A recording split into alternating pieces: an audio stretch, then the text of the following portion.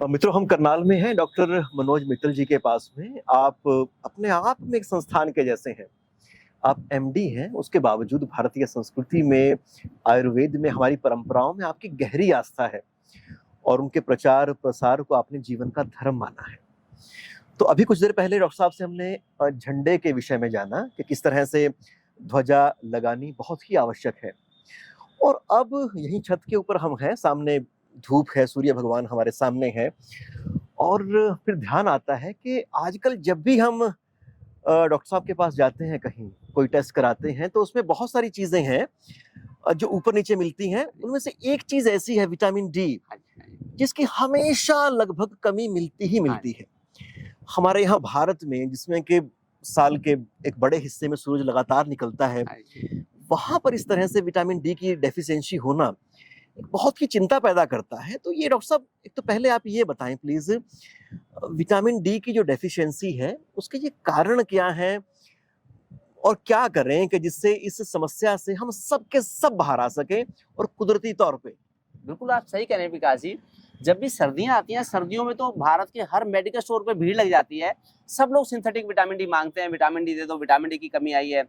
पिछले 200 सालों में मानव जाति बड़ी कमजोर हो गई है। देखिए, इतने सारे जानवर हैं, इतने सारे एनिमल्स हैं, जब हम उनकी टेमिंग करते हैं, जब हम उनको पालतू बनाते हैं, तब तो उनमें विटामिन डी की कमी हो सकती है, नहीं तो किसी एनिमल में विटामिन डी की कमी नहीं होती। लेकिन मानव जाति में बड़ा तेजी से विटामिन डी की कमी होने लग गई है। ऐसे बड़े केसेज आ रहे हैं, सब कोई कहीं में तो इतनी कम हो जाती है, 10 नैनोग्राम से भी कम हो जाती है। वैसे तो 30 to 100 नैनोग्राम रहना चाहिए विटामिन डी का लेवल। 30 ग्राम नैनोग्राम से कम हो तो कहते हैं विटामिन डी की कमी है। तो कई सारे लोगों में तो बिल्कुल ही सब नॉर्मल लेवल आ जाता है। तो ऐसा जो है बेसिकली तो लाइफस्टाइल की वजह से हो रहा है। वैसे तो मैं वैसे एक एमबीबीएस एमडी डॉक्टर हूँ, लेकिन मेरा आयुर्वेद में बड़ा ही गहरी रुचि है। उसमें तो है प्रज्ञा अपराधो ही सर्वव्याधि मूलम। किसी भी व्याधि को कभी भी बिना प्रज्ञा अपराध की कभी नहीं हो सकती। तो इसमें जो लाइफस्टाइल के मिस्टेक्स हैं, वो हमें विटामिन डी की कमी के कगार पे ले जाती हैं। अब भी मैं केवल इतिहास की, ताजे इतिहास की बात करूं, 100-200 साल पहले भी दारा सिंह अभी हुए, हमारे मेजर जो ध्यानचंद थे, हॉकी के जादूगर हुए, सुभाष चंद्र बोस हुए, भगत सिंह हुए, किसी ने विटामिन डी कभी नकली नहीं खाई। और उनके पौरुष का, छत्रपति शिवाजी महाराणा प्रताप के पौरुष की हम बराबरी कर भी नहीं सकते। तो इसलिए विटामिन डी हम नेचुरली, जैसे उन लोगों में विटामिन डी कभी कम नहीं हुई, तो हमारे अंदर भी विटामिन डी कम कैसे हो सकती है?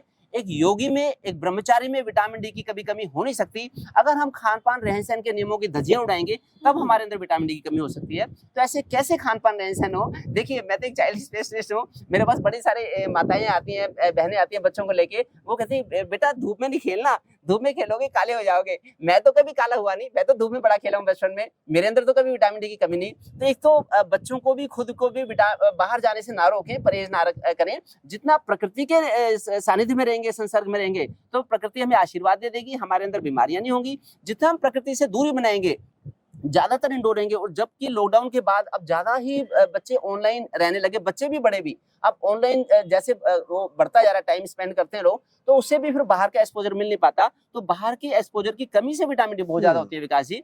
तो इसलिए बाहर के एक्सपोजर से बचना है। एक होता है शारीरिक श्रम का अभाव, ये विटामिन डी की कमी का कारण है। देखिए, एक बेसिक चीज है कि विटामिन डी बनती कैसे एक्चुअली हमारी बॉडी के अंदर। तो विटामिन डी बनने के लिए 2-3 चीजें जरूरी हैं। एक तो हमारी स्किन की हेल्थ अच्छी हो, स्किन की फिटनेस अच्छी हो, एक हमारे लीवर की फिटनेस अच्छी हो, एक हमारी बोन मैरो की फिटनेस अच्छी हो। अगर हमारे अंदरूनी ऑर्गन अच्छा काम करेंगे, तब हमें विटामिन डी की कमी हो नहीं सकती। अगर हम ज्यादातर टाइम इंडोर ही स्पेंड करेंगे, तो फिर तो हमारे सभी अंगों में ब्लड का सर्कुलेशन कम होता है, फ्लो कम होता है, ऑक्सीजन कम पहुंचती है, सर्कुलेशन कम। तो हमारी बॉडी के ऑर्गन्स की हेल्थ और फिटनेस ही डाउन रहती है, तब विटामिन डी की कमी होगी। अगर हम आउटडोर फिजिकल एक्टिविटी करेंगे, तो आउटडोर फिजिकल एक्टिविटी से फिर हमारे अंदर विटामिन डी की कमी नहीं होती, फिर ब्लड का सर्कुलेशन अच्छा होता है, हमारी स्किन भी हेल्दी रहती है, हमारी बोन मैरो भी अच्छा काम करती है, हमारा लीवर भी अच्छा काम करता है, तब विटामिन डी की सिंथेसिस अच्छी होती है। एक है फूड, हमारा जो भोजन है वो रेस्पॉन्सिबल है। हमें किसी भी भोजन से डायरेक्टली विटामिन डी नहीं मिलती, लेकिन जो प्रिकर्सर्स हैं, जो रॉ मटेरियल है, जो विटामिन डी के बनने में हेल्प करेंगे, वो मिलेंगे हमें न्यूट्रिशियस फूड लेने से। अगर हम डेयरी प्रोडक्ट्स लेंगे, अगर हम हरी सब्जियां खाएंगे, खिचड़ी दलिया रोटी खाएंगे, तो हमें नेचुरल वो प्रिकर्सर मिल जाएंगे जो विटामिन डी की फॉर्मेशन के लिए जरूरी है, रॉ मटेरियल मिल जाएगा। अगर हम जंक फूड खाएंगे, अगर पिज्जा बर्गर की संस्कृति होगी, अगर हम बासी भोजन खाएंगे, बेकरी के फूड खाएंगे, वो बेसिकली आयुर्वेद में उसको मृत भोजन कहा जाता है, डेड फूड है वो। तो डेड फूड जो होगा, वो सारे अंदर ब्लॉकेज करवाएगा, फिर विटामिन डी की कमी हो जाएगी। इसलिए हमें इन तीनों पहलुओं पर ध्यान रखना होगा। फिर है एक माइंडसेट और लिविंग स्टैंडर्ड्स। ओके। जो लिविंग स्टैंडर्ड्स हमारे हाईएस्ट क्वालिटी के होने चाहिए। जैसे कि भारत की सनातन संस्कृति में आया कि ब्रह्म मुहूर्त में हम उठें, सुबह उठें, और फिर जब हम भोजन करें तो हम पालथी में आके जमीन पे बैठ के भोजन अगर करेंगे, और अगर हो सके तो सूरज की रोशनी के रहते भोजन करें। शाम को भी सूरज की रोशनी के रहते भोजन करें, सुबह भी। अगर सूरज की रोशनी हमारे मणिपुर चक्र पे पड़ेगी, अगर हमारी नाभि के आसपास सूरज की रोशनी पड़ेगी, तो हमें बड़ी हाई क्वालिटी की विटामिन डी की सिंथेसिस होगी बॉडी में।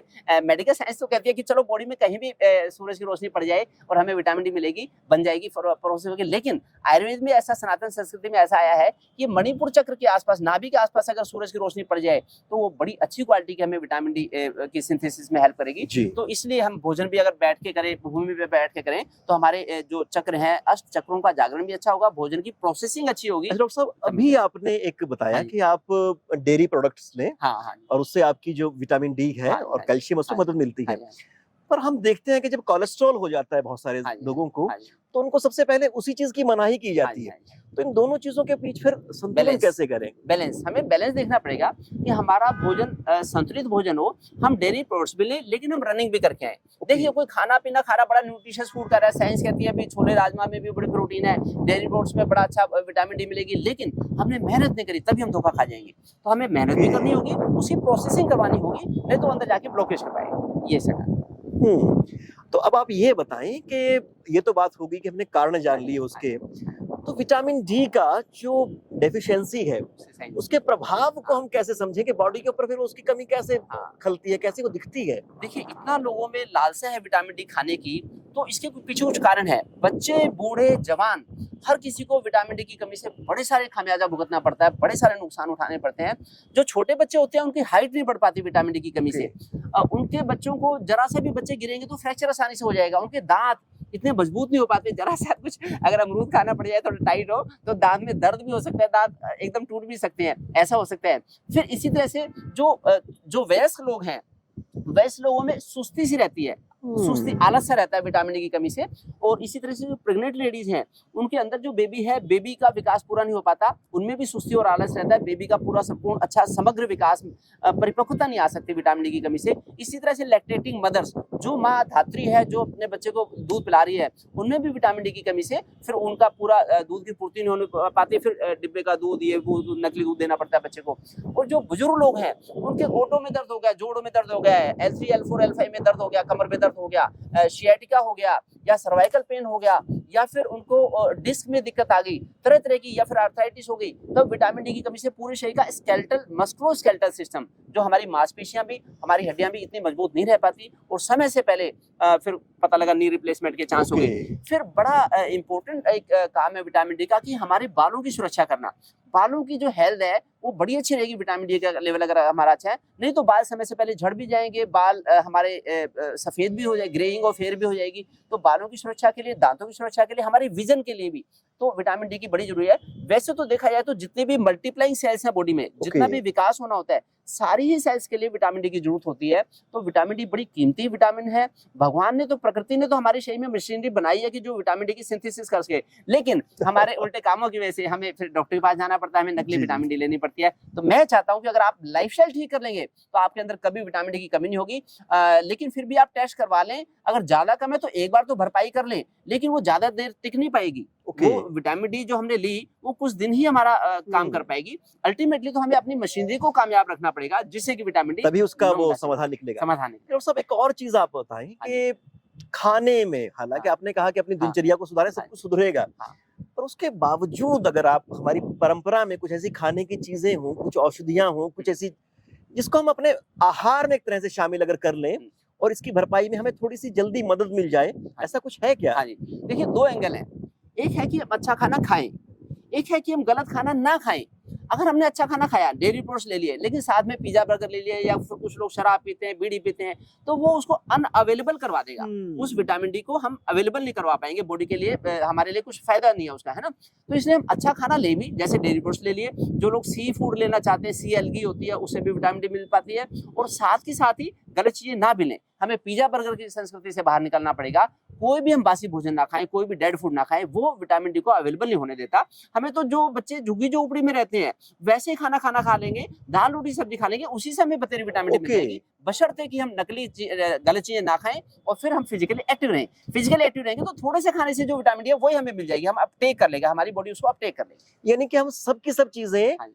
कम पोषण नहीं, हाँ। बहुत अधिक खा रहे हैं। हाँ, ये हमारे अपने शरीर की जो हाँ, वो उठा नहीं पा रहे। सीमा है हाँ जी, कि उसका फायदा वो ले नहीं फायदा पा ले रही। नहीं पा रही। ये तो कुछ ऐसा है कि हाँ। कोई क्लास में टीचर एक बहुत अच्छे से समझाए, बहुत कुछ पढ़ाए, पर विद्यार्थी उसको ग्रहण करने वाला ना हो, तब तो बात बनेगी नहीं। इसे कहते हैं पानी में मीन प्यासी रे मुझे सुन सुनाए हंसी। तो इसलिए हमारे पास, हम समुद्र में रह रहे हैं, भारत तो एक गर्म देश है, भारत में तो 9-10 महीने धूप रहती है, लेकिन धूप में निकलेंगे तो हमें धूप मिलेगी, तब हमारी विटामिन डी मिलेगी। अगर हम 8-8 घंटे 10-10 घंटे अगर हम अंदर ही ऑफिस में रह जाते हैं तो हमें इसकी प्रायोरिटी, अपनी प्रायोरिटी सेट करनी पड़ेगी कि भाई हम बाहर भी निकले, समय लें, सामाजिक अपना दायरा बढ़ाएं, सोशल सर्कल बढ़ते ही हमारी विटामिन डी, और थोड़ा सा माइंडसेट अच्छा रखें, थोड़ी सी समाज सेवा का, गाय की गौशाला में चले गए, वहां पे सेवा कराए गाय की, थोड़ा सा कुत्ते को रोटी दे दी, थोड़ा सा चींटी को आटा डाल दिया, इस बहाने हम बाहर निकलेंगे तो निश्चित रूप से विटामिन डी हमारी जी जी। तो यकीनन इतनी महत्वपूर्ण जानकारी और इतने कैप्सूल के रूप में डॉक्टर साहब के पास ही मिल सकती है। अगर आपको विटामिन डी लेनी पड़े तो देखिए, वैसे तो बड़े सारे मेडिकल स्टोर हैं, जो प्रधानमंत्री जी ने अभी जन औषधि योजना निकाली है, जन औषधि योजना, उसमें केवल 25 रुपीज की, 25 रुपए की एक विटामिन डी की बोतल है। तो वो अगर आप पहले टेस्ट करवा लें, अगर लेनी पड़े तो अगर बड़ी अच्छी है। और अदरवाइज जो मार्केट में मिलती है वो बड़ी महंगी होती है विटामिन डी, और ये बड़ी इफेक्टिव WHO अप्रूव्ड हाउसेस से बनी हुई विटामिन डी होती है, ये विटामिन डी भी ले सकते हैं। जी। तो एक तरह से आपको इस विटामिन डी की कमी क्यों होती है उसके बारे में, उसके क्या-क्या प्रभाव हो सकते हैं उसके बारे में, और कैसे इससे सदा के लिए एक तरह से अपने आप को बचाया जा सकता है उसके बारे में, और बहुत ही सीमित से समय में डॉक्टर साहब ने हमें सबकी सब जानकारी दी है। तो डॉक्टर साहब, इस पूरी बातचीत से और जो पहले भी आपने बताया उससे हमें एक बात तो समझ में आती है कि दिनचर्या स्वस्थ होने के साथ ही आपके बहुत सारे रोग आपसे स्वतः ही विदा हो जाते हैं। मेरा ये मानना है, आयुर्वेद का ऐसा मानना है कि 100% रोग आपके ठीक हो सकते हैं। सारी बीमारियां, प्रज्ञा प्रादो ही सर्व व्याधि मूलम लिखा है उसमें। आयुर्वेद में 99% नहीं लिखा, उसमें लिखा सर्व व्याधि मूलम।